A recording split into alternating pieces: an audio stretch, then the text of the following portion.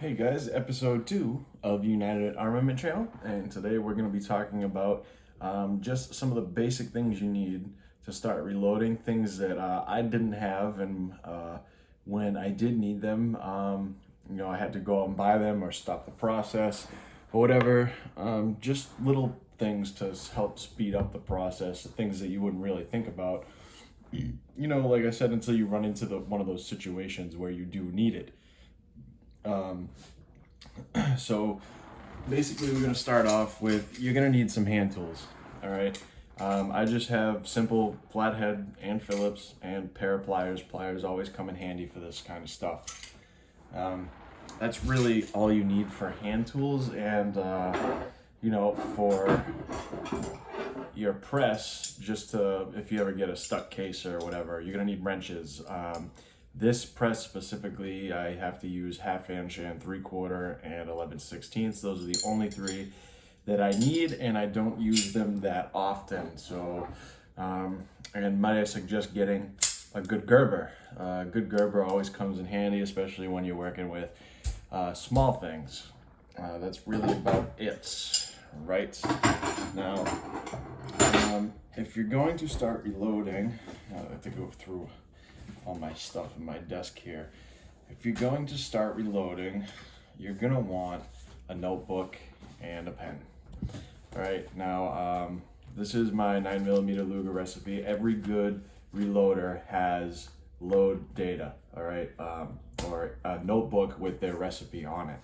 So my recipe for 9mm Luger, and before I go any further, this is strictly educational purposes, and you do reload at your own risk, so always use safety. Always, always, always safety. In this video, like I said, only educational purposes. Just if you're gonna copy anything from here, make sure you do it at your own risk and with your own safety gear. So my 9mm Luger recipe, we run 115 grain projectiles. The casing, I use polished yellow brass once fired. My powder, I use Winchester 244 ball, smokeless powder. That is one of the cleanest burning powders I've ever had. It just doesn't really get the gun that dirty. All your bullet diameter, your case neck diameter, case trim length, overall length, stuff like that. Just something that you can write down all your data in and keep track of it and reference it when you need it, so you don't make a round that blows up in your face or blows up in your gun and then possibly kills you. That is not a fun time. All right, so talking about case length and all that stuff, some things you're gonna need. You need a micrometer. This is a cheap plastic one. It only goes down to it goes tenths, hundredths, and that is it. You're gonna want one that goes down to the thousandths if you're shooting, competition, or you're doing really precise rifle rounds or guns that are picky about their ammo. You're gonna want, something a little bit more accurate. I don't need that. I just make ammo to go to the range and plink with, or go outside, whatever. I'm not really hunting or shooting competition, so I have a cheapie.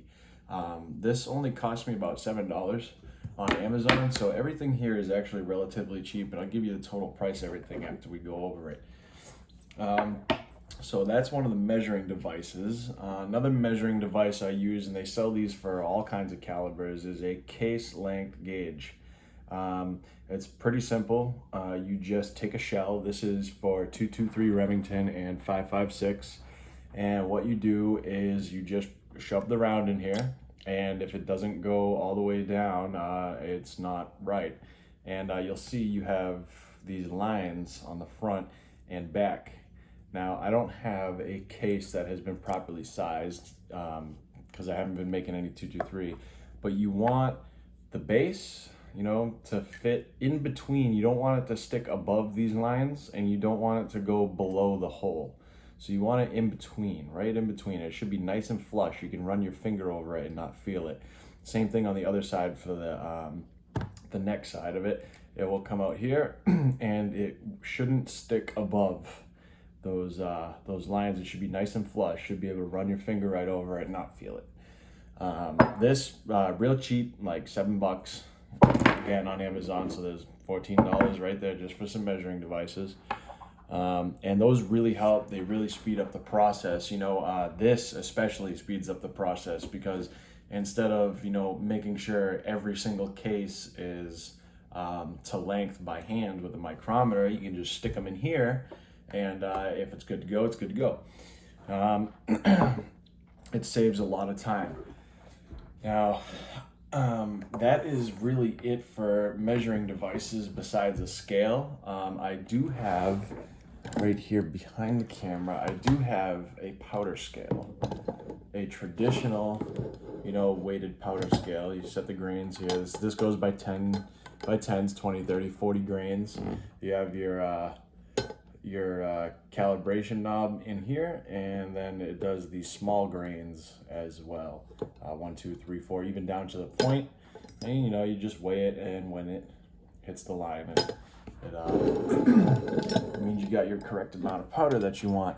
However, I do find that to be a little tedious, so I do use a good scale. This scale goes down to the thousandth. I do recommend a scale that goes down to the thousandth for powder, just because you don't want to, you know, overload if you're pushing maximum loads. Like I know 9mm for the Winchester powder is 4 grains, but the maximum load is 4.51 grains. So if you're gonna go over 4.51, you get a chance of damaging you or your weapon, and that's not cool. You're gonna want one that, you know, does multiple units. This one goes in grains, so you can measure it for grains, the grains of powder. And that is it for the measuring devices. All right, and next up, that brings me down to more length stuff. This is a trimmer, a case length trimmer. All right, and this little piece right here is a case length gauge. Multiple things have the same name for whatever reason, but this is real simple. What it does is, if your brass is too long, if it doesn't fit in that case length gauge, you're gonna wanna trim it. And you just take this, stick it in here, and what it does is it goes all the way down. This one still has the primer in it, but this little pin sticks through the hole where the primer won't be after you deprime it. You stick it all the way down, and you just spin it, or you can use a drill with the case cutter and lock stud. All right, you just pop this end in the drill, you pop the shell in here, like so, and hold it, and then you stick this in here. This end is on the drill, right? And you just spin it and it trims it. Now the neat part about this is when it reaches the correct length that it needs to be trimmed at, it stops trimming automatically. So no matter what, you cannot over trim. It will always trim to the correct length. All right, this is real handy. It sucks doing it by hand. So might I suggest, you know, using a drill or something like that. I've done it by hand. It's very time consuming, but if you want to save time, you use a drill. And you just stick it right in the chuck of the drill, and you know, go about your day. You can do 50, 100 rounds in, I don't know, 20 minutes, 30 minutes, something like that. But that brings me to my next point is you're gonna want a primer pocket cleaner. There's a large end and a small end. For most cases, you're gonna use the small end, but all you do is you take it and that's a primed, deep primed. So you see that's what it looks like after it's been deep primed. There's no primer in there. You just take the tool and you stick it in there, spin it around like this. You know, it was all dirty, and what you want is after you know, clean the primer pocket and you look inside, it's a little less dirty, kind of shiny. You can see some fresh brass in there. That's just what you want, because you really want to clean those primer pockets out, because when you're using the priming tool or anything and you're running into it, man, these primers are really hard to get in there, and then you end up either messing your tool up or shoving the primer in, or way too far, or it just won't go in all the way, and now you're wasting primers. It's not a good deal. So you want to make sure your primer pockets are clean. So that is another thing, and these are wicked cheap. This is like $3.99 on Amazon So there's that. This is a chamfer tool, and what it is after you're done trimming your brass with this, right? After you're done trimming, it kind of messes up the case mouth, right? It really kind of fucks it up. So all this does is you take the skinny end, you stick it in there, and you just twist it around, and then it does the inside, and then you take the large end and you stick it inside and twist it around, and it does the outside. And all that does is remove the burrs and the pieces of brass that are sticking out, and it makes it nice and smooth instead of rough. So you can just put your projectile in and it runs through the press real nice.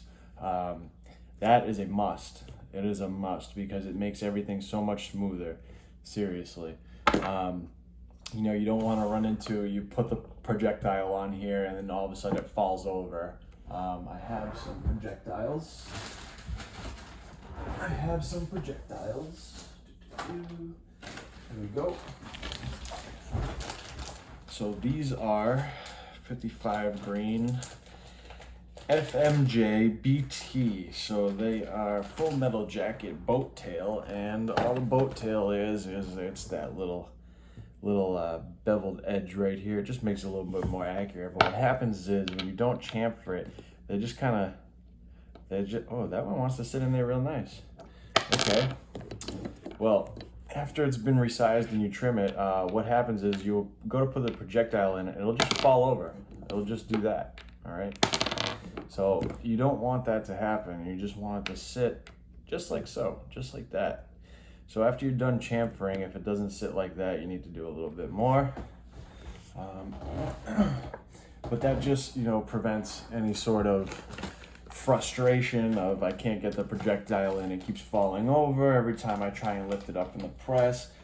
That can really work your nerves, trust me, especially when you're trying to do like 500 rounds so you and your buddies can go to the range. And I don't recommend doing 500 rounds on a hand press, even though I do. It is very time consuming, but like I said, I have tips and tricks to speed up the process. Case lube. You need case lube. This is Lee resizing lubricant.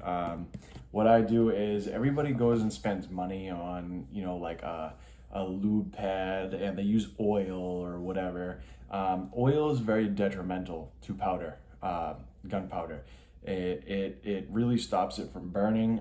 It can really, like ruin a round if you get oil in there. So I don't use oil. I use Lee resizing lubricant, and this is wax based. There's no oil in it. So instead of buying a $25, pad where you can only lube like 5 cases at a time, what you do is you take it and you throw a bunch of shells on your rag, and this little bit goes a long way. I'm talking like you only need to do I think I do like 50 to 75 cases on this rag, and I drop maybe 1, 2, 3, 4, yeah, about 4 drops. That's it. And it does, a bunch. And you can either roll them on here with your hands, you just put your hand on it and roll them, make sure they're all nice and lubed up or whatever, this and that. Or a bunch of people, if you're doing a lot of rounds, you take the rag and you put the rounds in it, you ball it up, and you just kind of shake your rounds up like that. But if you do not lube your rounds, and I ran into this, I have an example for you guys. It will really fuck your press up, and to the point where you need to order new parts. You have to stop the whole process and order new parts. This is what happens when you don't lube your cases, all right? You get a stuck case. That is jammed in there, all right? And I tried everything I could. What you're supposed to do is this little hole on top, that's where this pin goes. This is the deprimer, decapper and resizing die. But you're supposed to hammer the pin because it sticks out, and it will just pop the case out. I tried that and it just didn't work, so I removed it. You're not supposed to remove this all the way, it will break it. And I tried everything, it still won't come out. So lubing your cases is serious business. If you do not do it, you will break your stuff. I promise you. You need to lube your cases. All right. Gloves. You need gloves. And a lot of people will laugh at me because, who the hell's gonna wear gloves doing this, whatever, I'll just go wash my hands. Listen, it's a bitch washing your hands. This is a used glove, all right? And that's from one day of reloading. Your hands will turn black no matter what, all right? You need the gloves. They're a nice touch. Get used to working with them, whatever, this or that. It helps, all right? And also, you know, if I'm in here for a few hours at a time, I eat, all that stuff, I can't wash my hands 500 times and then eat and still have lead and gunpowder and all that other shite all over my fingers. You're gonna want a funnel. So these funnels, this was sent to me by Lee. This fits every caliber from 22 all the way up to 45 ACP. It does not do 50 cal. It's a little too big for that. But you know, it's just for your powder. You just put it right on top of there. And I trim the bottom of this. Usually it's a little bit longer, but I find that, you know, doing 9mm or whatever, it falls over. So when I trimmed it, you know, it doesn't fall over. But now on 5.56, it falls over. So I kind of screwed myself there. But that's all right. So you're gonna want that just for your powder. Once you figure it out, I usually just take the round, put it right up to my powder hopper or my powder dumper and just dump it right into the round. I don't even use the funnel anymore, but the funnel is a nice touch. Another thing, what I'm using to hold my phone up right now, because, you know, we're a budget YouTube channel for now. Shell holders. Shell holders, these are a necessity. You absolutely need shell holders. It makes everything easier. It makes counting them easier. It makes holding them easier. You don't spill any powder once the cases are full of powder. This or that, you don't knock them over. They don't go flying everywhere. One shell holder holds 50 shells. This is multi-caliber. They sell caliber specific, but this is for small calibers. Does everything small. It does 5.56 and 9mm. There's 9mm right here, and 5.56, and I don't know if it'll hold the 7.62. No, it won't. 7.62 needs a large. Here's a 38 special, you know, sits right in there, stuff like that. So these come in a 10-pack, a 10-pack of these. So 500 rounds worth of shell holders was $11.99 on Amazon. And it is worth every penny. All right, a bullet puller. This is Frankfurt Arsenal bullet puller. It was like $9.99 on Amazon. It comes with three different settings. All right, so you got these are called collets, right? It just goes right inside there, that silver piece. What you do is you take a bullet and you loosen this cap. And you just shove it right in there until it sits flush. And you squeeze it down, and it should look like that. And you just bang the shit out of it until the bullet pops out. And now you got an empty case. It comes with, you know, the size chart and what collets to use and all that stuff. And it is totally worth it. Although I will say my neighbors hate it because it is loud. But it works, and it is cheap and effective. So there is that. This is not really a necessity, but it is nice to have when you're running low on materials or rounds or whatever, and you mess up on a round and you need to redo it. There you go. This is the tool for it. All right. Now, with every die set that you buy, you're going to get a shell holder.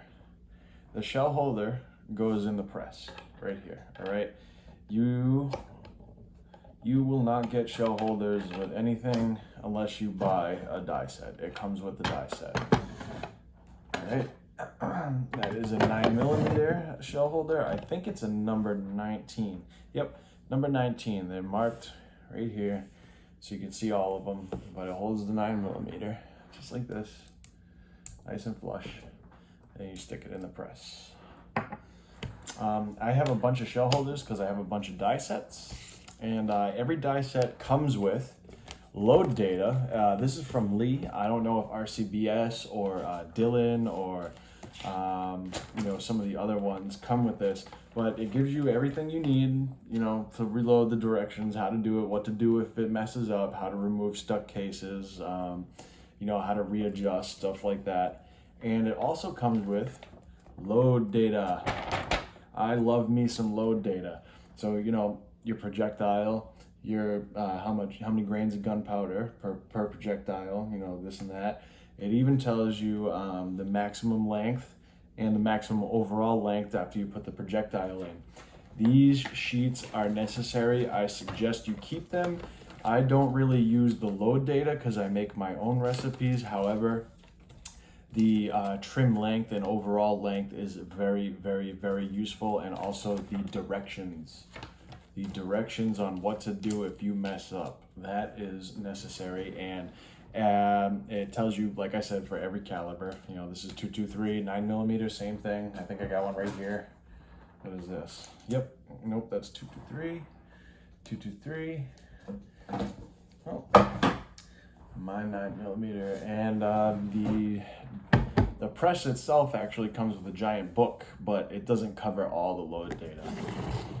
This right here is really the last part of everything you need. One of the last parts. This is a hand primer tool. Now there is a primer tool on the press itself. I don't use it because it's very finicky and slow, and I got fat fingers, so the primers don't really agree with me. This makes it real easy. I believe this was like $25 or $30. This is a small primer attachment, and it comes with a large primer attachment. All right, and they just, you know, they're interchangeable. It's really easy. You just take the handle out like this, and it slides down and comes right out. You're going to have separate, oh boy, here we go. You're going to have separate shell holders for your primer tool. All right, they come, the good thing is the case comes with a bunch of them, all right here. All right, they comes with pretty much every one you need. However, there are about 2, 3, 4, 5, 6, 7. There are about 10 missing spaces, so there are 10 more it doesn't come with, but you probably won't need those because they're not as popular. These are the most popular ones, and it does come with it, which is a nice touch. So there's that, your primer tool. And, you know, you just load your primers right in here. And the cool thing about this is you can close it, and no, you don't have to close it actually. You just put it on open. And I know people kill themselves flipping the primers over. They suck, right? Especially when you pour them in here. But for whatever reason they designed it, you can just shake it, just like this, just back and forth. And the primers will eventually all flip themselves over. So that's cool, and if you get frustrated, you can just, you know, flip them over with your fingers. But that takes a while. That will get you even more frustrated. But yep, so that just goes right in here, you know, and you just take it. There's a 9mm. Don't do this with a projectile in there. You're supposed to prime them when, you know, it's just the case, no projectile, no powder, nothing. Stick it in there, you know, prime it. Now you got a primer in there. Okay. That is a must. You need that, or else you will not have working bullets. You need the hand priming tool. All right, and now a powder trickler. This is also from Frankfurt Arsenal, and all you do, you pour the powder in the top, and that is it. And you take this and you spin it. And as you spin it, it just trickles, just spits a tiny little, like few grains, like 1 or 2 grains of powder, not the weight, and then actual individual single grain of powder. It does like 2 or 3 at a time until you can get your specific weight. I find that to be really useful if you're trying to be very, very, very accurate with your powder measure, especially if you're pushing maximum loads. Now, one last thing. I know I said not to use oil, but because it's detrimental to the powder, but the oil is necessary for your press. I find it, you know, a lot of people don't do it, but it just makes things a little smoother. You just kind of, you know, lube the push rod on the press and work it up and down, work it up and down. It just makes everything smoother, a little faster. You know, it feels nice, and it makes cleaning the press after real easy because oil attracts carbon and all that other gunk inside the gunpowder, and you can just wipe it right off after. So that is really about it. You're going to need a powder dumper. This powder dumper is by Lee, and it is fully adjustable. I think it throws all the way up to like 50 grains or something crazy like that at a time. But it's very accurate. Most of the time I don't even need to use my scale for weight of powder. If I have it set correctly, so I just get it set. I throw like, 4, 5, or 6 things of gunpowder from the hopper and put it on the scale and make sure it weighs out right. And if it throws the same amount, 4, 5, 6 times, then I can trust it, and I just put the shell underneath it and dump it, and I'll show you guys here in a second. This is what it is. So you just take it, and I just take the shells, stick them right under here, this, boom.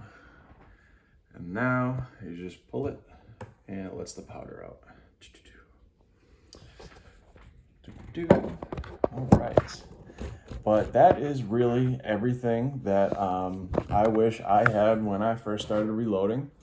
And that is everything that should get you through besides the press itself. I mean, it's kind of simple, man. That's really the only thing that you need.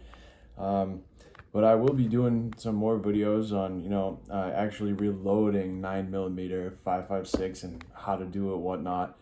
But that was just, everything that I wish that I had, because when I first started, I just bought the press. And it came with a scale and all that shit. I was like, cool, let's get reloading. And I got in the room, and I had my die set, and I started working through it, and I'm like, wow, I really don't have the tools for this. And started looking up YouTube videos, some of the older guys out there with tips and tricks. It was just frustrating because I had my press and I was excited to use it. And then, I ended up waiting like almost 2 weeks to use it when I had everything that I needed. And another thing is when you get the press, you're gonna want a nice sturdy bench or desk. This is actually a desk with drawers and all that, meant for a computer, but it is really sturdy. Like I can hammer on it. I drilled through it and mounted the press to it, but you're gonna need something to mount your press to. You can't just hook it up to your granite countertop or whatever. I'm sure you can if you're bougie like that or whatever. But these bolts, just drill a hole in the desk, nut and bolt, and clamp them down, and you're good to go. It hasn't failed me yet, and I've done thousands of rounds on this press. That's really everything, though, guys. And if you're gonna start reloading, please be careful. I know a lot of people, oh, I won't make a mistake, oh, this or that. Yeah, it's true, but it's still better to practice safety, because last thing you need to do is be missing fingers, a hand, or your life because, you didn't measure anything correctly, or you didn't double check or whatever. So always safety first, and double check everything, please, guys. And thank you. This was the second episode of the United Armament channel, and I'll see you guys later.